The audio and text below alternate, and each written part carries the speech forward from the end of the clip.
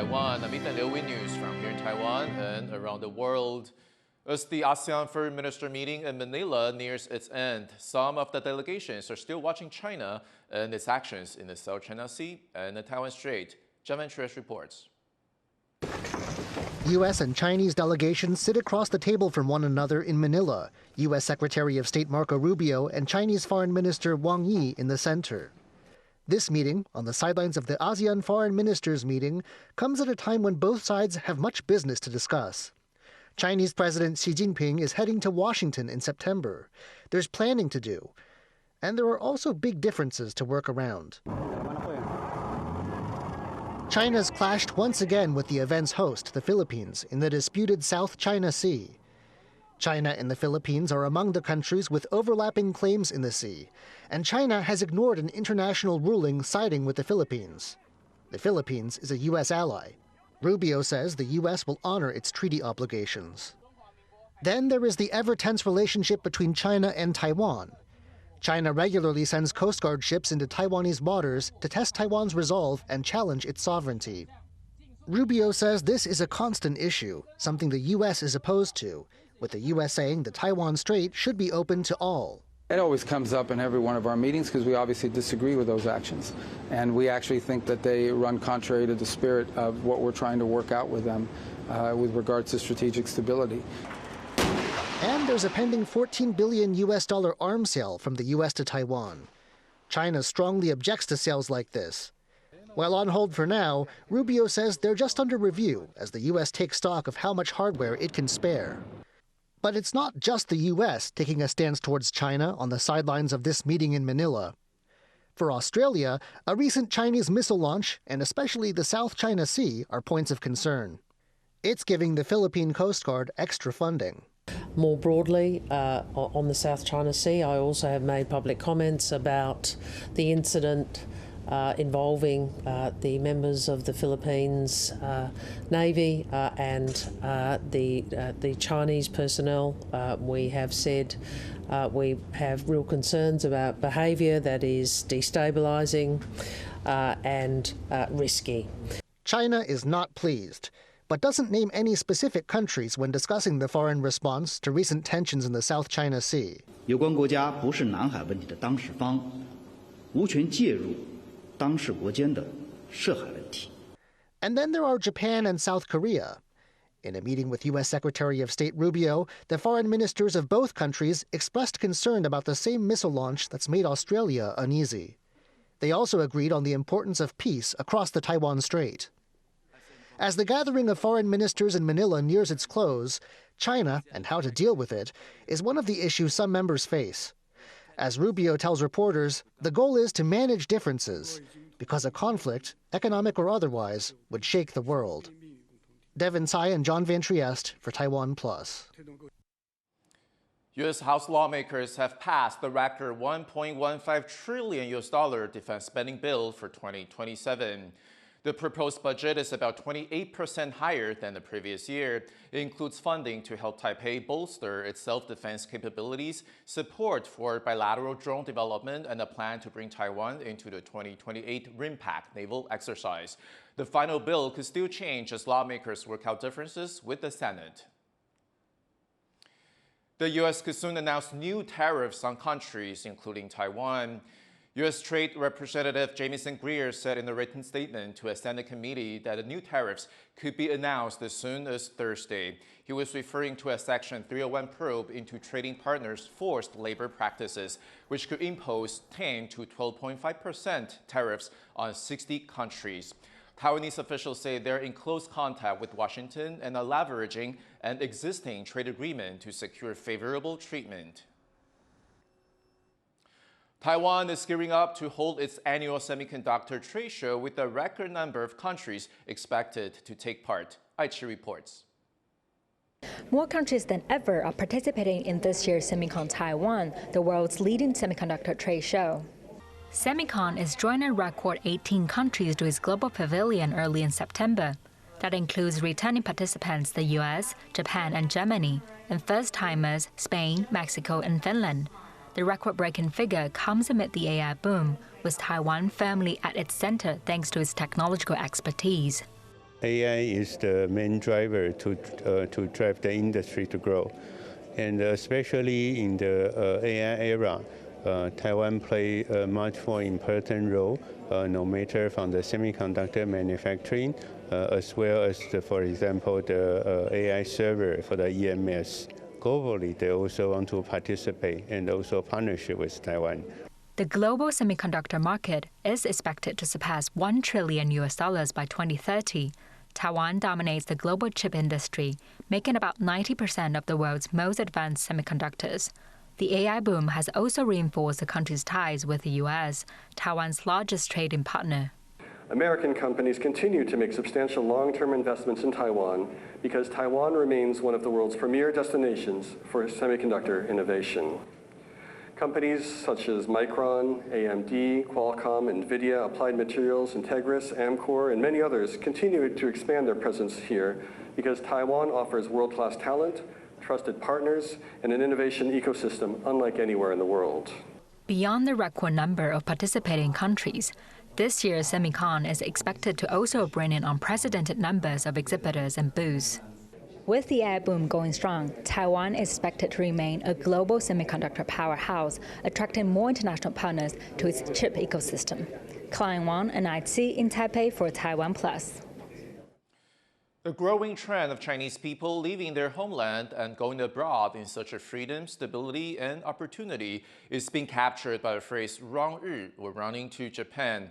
Ellen McDonald spoke with Rangri author Masutomo Takehito to unpack this new wave of Chinese migration. So I want to start off asking, what inspired you to write this book right now? Why do you feel this is such an important story? A good friend of mine from China. So she was quite liberal, anti-Chinese government, and she kind of escaped to Japan. Tragically, she passed away in Tokyo. From that point on, I became more and more interested in this entire phenomenon, why Chinese people are leaving their motherland and arriving in Tokyo. In 2022, there was this widespread white paper movement across mainland China, and there was also a gathering in Tokyo, and that was quite massive in scale. I witnessed this in front of Shinjuku Station, and that was the moment I realized maybe the type of Chinese residents in Japan has been changing. You know, maybe there are some political motivated, maybe activists arriving in Tokyo.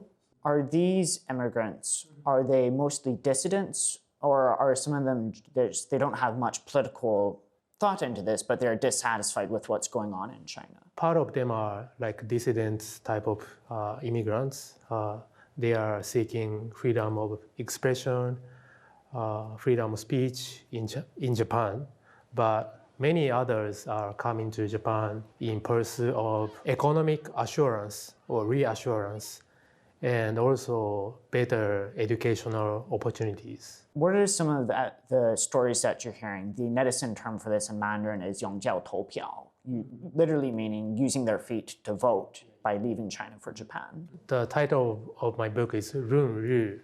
So 润 means, it's a new slang meaning to have better life abroad. And it has double meaning with this English word, run, right, to escape. And ri, of course, refers to Japan. And ask anyone, any Chinese person, they know what this means. I think it's an unmissable global trend.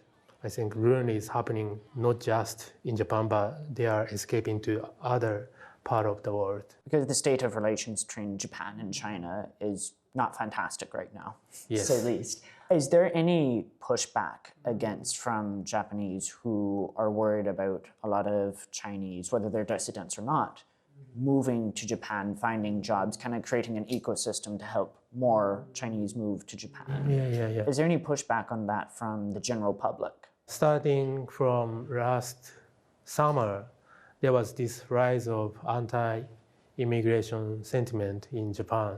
I think it's has something to do with this growing Chinese population in Japan.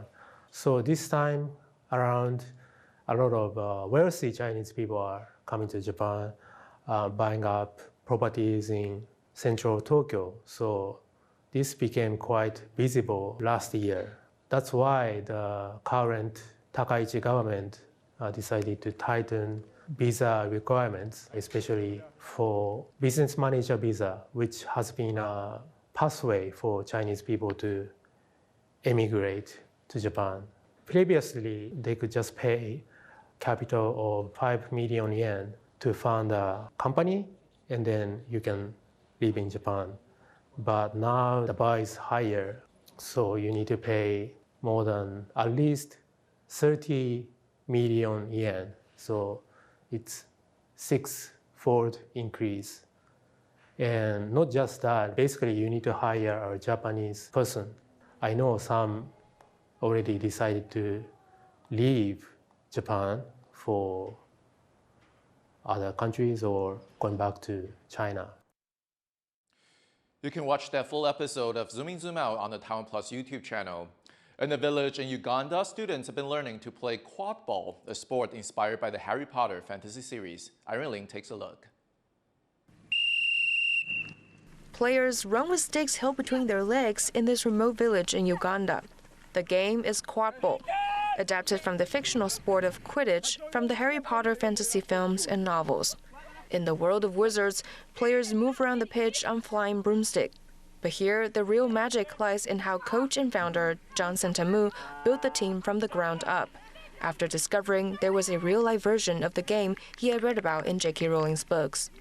I was like, I have to go back and read more about the Quidditch and the broomstick. Never did I know that there is a real game. Our first hoops were holes dug in the ground. Then from there, we graduated to getting the bicycle wheels.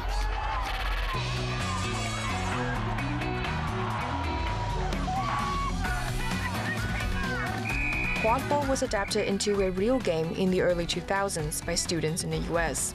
A team consists of 7 players in 4 positions: 3 chasers, 2 beaters, a keeper, and a seeker. Each team tries to throw quadballs through the opposition's hoops to score points. Beaters can take chasers out by hitting them with dodgeballs. Beyond the thrill of competition, the game is extra special for its gender mix. I found the game interesting because we are given opportunity to play boys and girls in the same pitch, and it can be an alternative of any other game.